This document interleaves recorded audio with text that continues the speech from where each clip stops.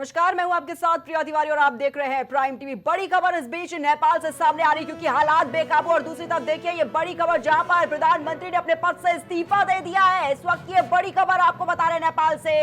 नेपाल के प्रधानमंत्री ओली ने इस्तीफा दे दिया अपने पद से और अब तक गृह मंत्री, स्वास्थ्य मंत्री, कृषि मंत्री और विदेश मंत्री समेत कई मंत्रियों ने अभी तक अपने पद छोड़ दिए। और इसी बीच देखिए ये बड़ी खबर, अभी तक ये कयास लगाए जा रहे थे कि पद से इस्तीफा दे सकते, लेकिन देखिए अब ये बड़ी खबर सामने आ चुकी है कि वहां के प्रधानमंत्री ने देखिए पद से इस्तीफा दे दिया है। नेपाल के प्रधानमंत्री ओली का ये इस्तीफा सामने आ चुका है और अब तक गृह, स्वास्थ्य, कृषि और विदेश मंत्री समेत कई मंत्रियों ने अपना पद छोड़ दिया है और अब प्रधानमंत्री ने भी अपना पद जो है उसे छोड़ दिया है।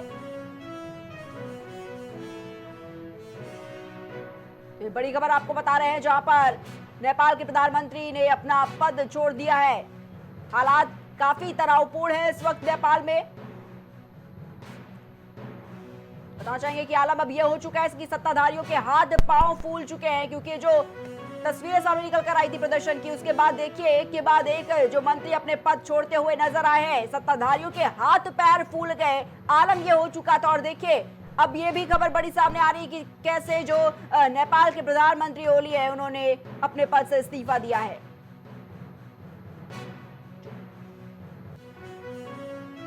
और ऐसी खबर पर हमारे साथ हमारे सहयोगी शहबाज जुड़ चुके हैं।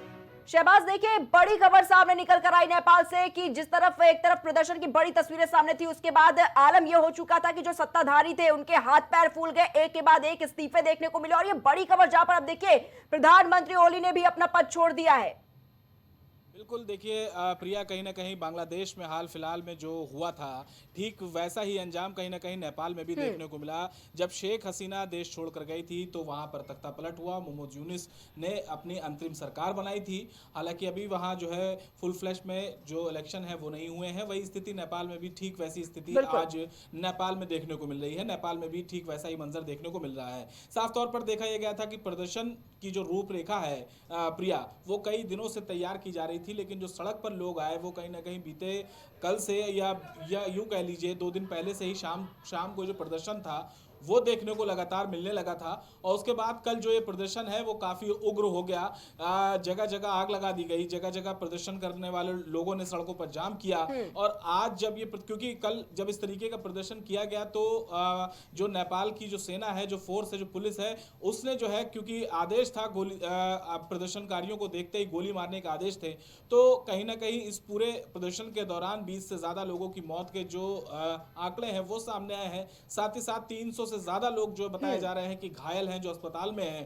तो प्रदर्शन और उग्र हो गया था। जो युवा हैं वहां के, क्योंकि युवा पीढ़ी ही इस प्रदर्शन को पूरी तरीके से नेतृत्व कर रही है, वही पीढ़ी जो है वो इस फैसले से परेशान होकर कहीं ना कहीं सड़कों पर उतरी थी। और साथ ही साथ अगर बात करें तो भ्रष्टाचार जो एक बहुत बड़ी एक कड़ी बना है, इस सरकार के लिए नासूर बनता हुआ साबित आया है। क्योंकि काफी दिनों से ये देखा जा रहा था कि नेपाल में जो भी चीज सरकारी अपने चीजें कर रही थी, कहीं ना कहीं उसके फैसले के विरोध में जो वहां के युवा थे वो आ गए थे। हाल फिलहाल में अभी जो है कि बताया जा रहा है कि नेपाल की जो सरकार है उसने 2 प्लेन का सौदा किया था और उसमें भी कहीं ना कहीं भ्रष्टाचार की बू सामने आई थी। साफ तौर पर उसमें यह बताया जा रहा था कि इसमें भी घोटाला किया गया है। तो इसके लगातार कहीं ना कहीं भ्रष्टाचार की बात सामने आ रही थी और उस पर कोई भी जांच नहीं बैठाई जा रही थी। लगातार जो युवा है, जो संगठन थे, वो ये मांग कर रहे थे कि जहां पर भी भ्रष्टाचार हो उसके खिलाफ जो है एक्शन लिया जाए, लेकिन कोई भी एक्शन प्रिया नहीं लिया गया, जिसके बाद से सड़क पर जो प्रदर्शन है वो और उग्र हो गया। और जब लोग मारे जाने लगे तो कहीं ना कहीं जो ये हालात हैं वो और बेकाबू हो गए। आज जब केपी ओली ने, जब प्रधानमंत्री रहते, एक हाई लेवल मीटिंग बुलाई थी, तो ये मीटिंग सिर्फ इसीलिए थी क्योंकि सेना ने साफ तौर पर उनसे कहा था कि आपके इस्तीफे से इतर और कुछ भी नहीं हो सकता। यानी कि अब जो हालात हैं वो बेकाबू हो चुके हैं बांग्लादेश में। जैसे शेख हसीना की जिम्मेदारी लेने से सेना ने मना कर दिया था कि अगर आप यहां रहेंगी तो हम आपकी सेफ्टी की जिम्मेदारी नहीं ले सकते। उन्होंने हाथ खड़ा कर दिया था साफ तौर पर और नतीजा ये निकला था कि शेख हसीना को अपने परिवार के साथ जो है वो भाग खड़ा होना पड़ा था। ठीक ठीक वैसा ही नजारा इस टाइम देखने को मिल रहा है साफ तौर पर कि केपी ओली जो है वो नेपाल छोड़कर भाग गए हैं। उन्होंने प्रधानमंत्री पद से भी इस्तीफा दे दिया है। तो ये एक और तख्ता पलट बहुत ही कम साल के अंदर कहीं अंदर ये देखने को मिला कि पहले जो है बांग्लादेश में इस तरह की स्थितियां पैदा हुई, उसके बाद अब नेपाल में, श्रीलंका भी एक देश है जहां पर ऐसी स्थिति देखने को मिली थी। जी जी शहबाज, क्या लगता है बाकी देशों पर भी क्या इसका जो असर है वो देखने को मिलेगा? हाँ बिल्कुल, देखिए अगर इस तरीके के जो अगर बात करें जियो पॉलिटिक्स की, तो कहीं ना कहीं इसका असर दूसरे देशों पर बिल्कुल देखने को मिलता है, खासकर अगर एशिया की बात करें, क्योंकि एशिया प्रांत में हम देख रहे हैं कि लगातार एक के बाद एक देशों पर मुसीबत साफ तौर पर देखी जा रही है। पाकिस्तान की बात करें, श्रीलंका की बात करें, बांग्लादेश की बात करें और अब नेपाल, तो कहीं ना कहीं एशिया प्रांत के जितने भी ये देश हैं उन पर ये मुसीबत साफ तौर पर देखने को मिल रही है। और प्रदर्शन करने वालों में साफ तौर पर यह देखा जा रहा है प्रिया कि जो प्रदर्शनकारी हैं, जो संगठन है, वो एक युवा पीढ़ी है। और युवा जो है वो अपनी सरकार से खफा साफ तौर पर देखा जा रहा है कि युवा पीढ़ी जो है वो नाराज है। और एक ऐसा जो है माहौल पूरी तरीके से तैयार किया जाता है सरकार के खिलाफ, और उसके बाद जो सड़क पर प्रदर्शन करते हैं तो कहीं ना कहीं ये तस्वीरें देखने को मिलती हैं कि जो मौजूदा प्रधानमंत्री होता है उसको अपने पद से इस्तीफा देकर देश छोड़ना पड़ जाता है। यही चीज सेम बांग्लादेश में भी हुई थी और यही अब नेपाल में भी होता हुआ साफ तौर पर प्रिया नजर आ रहा है। बिल्कुल बिल्कुल शहबाज, क्योंकि ये आग और ज्यादा तब भड़कती हुई नजर आई। देखिए, जब एक माध्यम था छात्रों के पास, जनजी प्रोटेस्ट का एक बड़ा जरिया दिखा गया कि सोशल मीडिया जो था वो ये कहते हुए नजर आए थे कि हमारे पास एक ऐसा ही माध्यम है सोशल मीडिया जिससे हम अपनी बात को रख सकते हैं, अपनी बात उजागर कर सकते हैं, देश के सामने उठा सकते हैं। लेकिन दूसरी तरफ जब सोशल मीडिया साइट्स को बंद किया गया उसके बाद ये आग और ज्यादा भड़कती हुई नजर आई। साफ तौर पर कहना था कि हमारी आवाज को सरकार बंद करने का यहाँ पर काम कर रही है। दूसरी तरफ देखिए, सरकार की तरफ से भी पहले ये कहा गया था कि सिर्फ और सिर्फ ये बहकाने की कोशिश है छात्रों की तरफ से, इस तरीके का कुछ भी नहीं है। और दूसरी तरफ देखिए, जब ये जो हंगामा था, जो प्रदर्शन था और ज्यादा बढ़ गया तो स्थिति ऐसी आ गई कि एक के बाद एक जो मंत्री है वो अपना पद छोड़ते हुए नजर आए।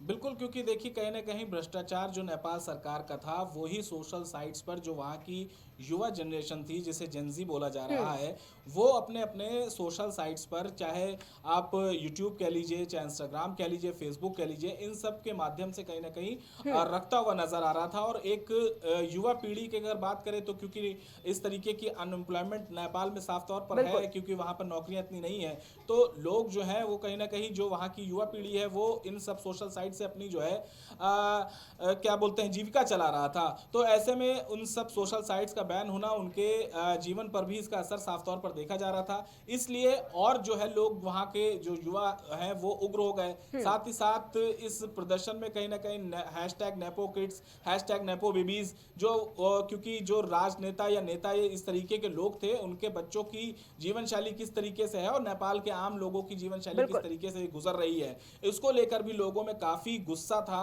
जो फूट पड़ा। और इसी का ये असर है प्रिया, जो साफ तौर पर हम देख रहे हैं कि आज जो नेपाल जो है वो पूरी तरीके से खाली हो गया। जो प्रदर्शनकारी हैं उनके आगे जो वहाँ की सरकार है उसने अपने घुटने टेके हैं साफ तौर पर। और क्योंकि सेना का कंट्रोल है पूरे देश पे, क्योंकि अगर प्रधानमंत्री के रहते अगर प्रधानमंत्री अपना छोड़ेंगे तो साफ तौर पर सेना को अपने कंट्रोल में लेना पड़ेगा। बांग्लादेश में जैसे लिया था वैसे ही नेपाल में भी अब सेना के कंट्रोल में है सारी चीज। और प्रदर्शन अभी भी हालांकि कहीं ना कहीं देखा जाए तो अभी जारी है। अब सेना की तरफ से हो सकता है अभी अपने पक्ष जो है वो रखा जाए। देखना होगा प्रिया कि आगे अभी क्या कुछ निकल कर सामने आता है नेपाल में। जी ठीक है शहबाज, बहुत बहुत धन्यवाद आपका हमारे साथ जुड़ने के लिए।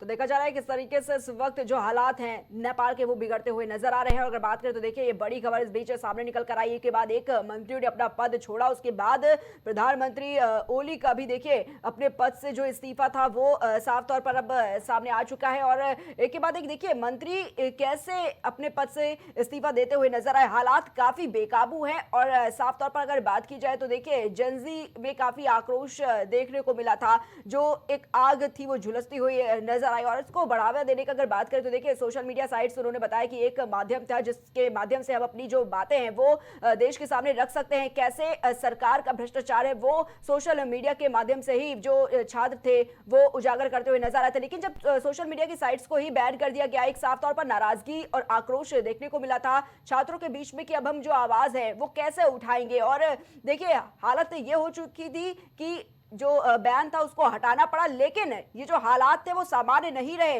एक के बाद एक देखिए जो मौतों की खबर थी वो भी बढ़ती हुई नजर आ रही थी, घायलों की संख्या बढ़ रही थी, लेकिन दूसरी तरफ देखिए अब ये आलम हो चुका है कि कैसे प्रधानमंत्री ओली को अपने पद से अब इस्तीफा देना पड़ा। तो एक बड़ा तख्ता पलट इस वक्त नेपाल में देखने को मिल रहा है। फिलहाल रुकेंगे एक छोटे से ब्रेक के लिए, जल्द हाजिर होंगे।